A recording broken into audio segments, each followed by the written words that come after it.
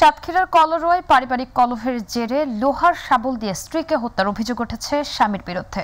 সকালে কলরো উপজেলার হেলাতলা ইউনিয়নের রঘুনাথপুর গ্রামে এই ঘটনা ঘটে। কলরোয়া থানার অফিসার ইনচার্জ বলেন, পুলিশ ইতিমধ্যে ঘটনাস্থল পরিদর্শন করেছে। মরদেহ মর্গে পাঠানো হয়েছে। ঘাতক স্বামী পলাতক রয়েছে, তাকে গ্রেফতারের চেষ্টা করছে পুলিশ।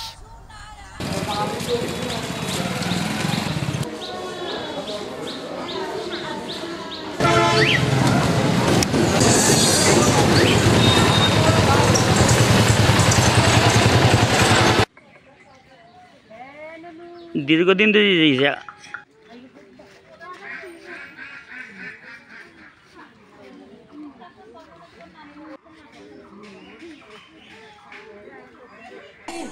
ও শোনায় আমি এখন কি করবো রে, আমি কি করবো রে।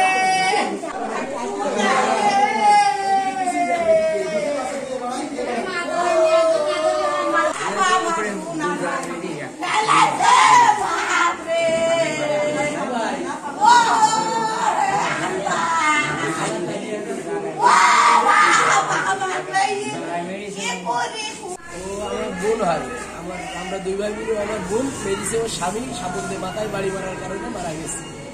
আচ্ছা, রোগী হচ্ছে রানু বেগম, শারীরিক আঘাতের জনিত কারণে মৃত্যু নিয়ে আমাদের এখানে আসছে। আমরা যখন রোগী পাইছি এখানে, তখন আমরা মৃত অবস্থায় পেয়েছি এবং মৃত অবস্থায় পাওয়ার পরে আমরা ডেথ ডিক্লেয়ার করে দিয়েছি।